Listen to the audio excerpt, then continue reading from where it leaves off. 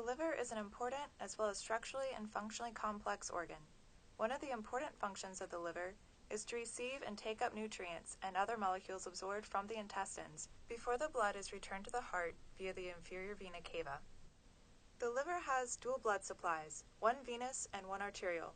The portal vein, which carries blood from the spleen, pancreas, and intestines, contributes about 75% of the blood volume to the liver. This blood is rich in nutrients and other absorbed molecules, but relatively poor in oxygen content. The hepatic artery, a branch of the celiac trunk from the abdominal aorta, contributes about 25% of blood volume entering the liver. This blood is well oxygenated, but nutrient poor. Blood from the portal vein and hepatic artery mixes as it enters and passes through a liver lobule, the classical structural unit of the liver. Blood then percolates through the lobule and is collected by the hepatic or central vein. Central veins unite to form larger sublobular veins, which ultimately join the hepatic veins. Blood flows to the heart via the inferior vena cava. Bile comprises the exocrine secretory product of the liver. It is stored in the gallbladder.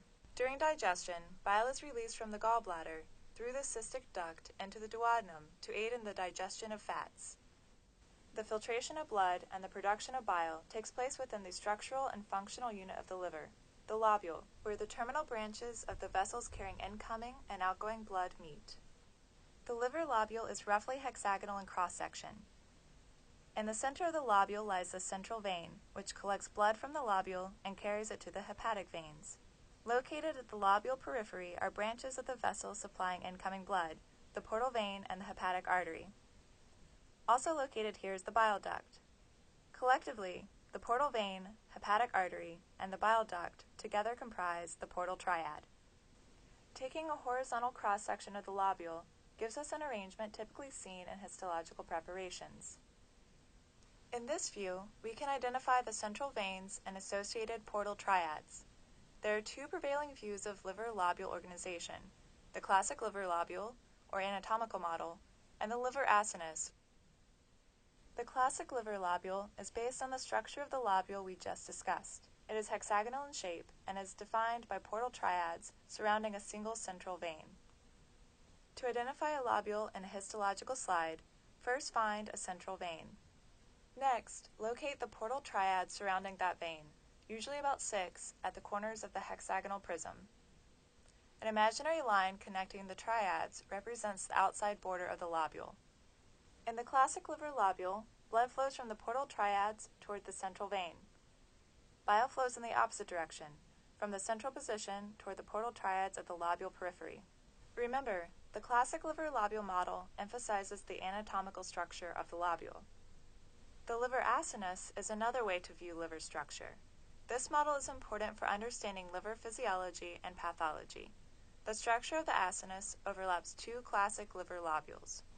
The acinus is diamond or oval shaped. It involves approximately 2 portal triads and 2 central veins. To identify the acinus, find 2 adjacent portal triads. This makes the short axis.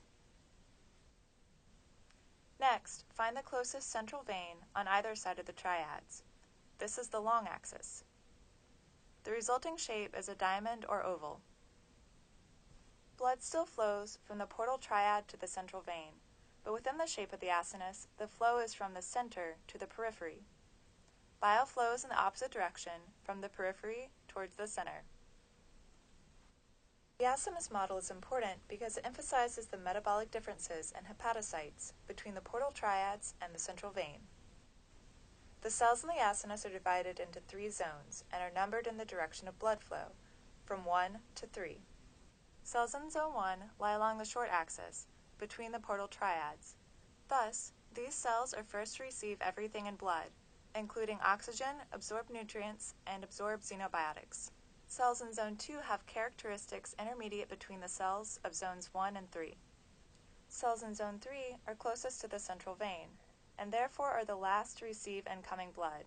As blood moves towards the central vein, it becomes depleted of oxygen, nutrients, and xenobiotics. To review, the liver lobule is the anatomical model. It is hexagonal in shape.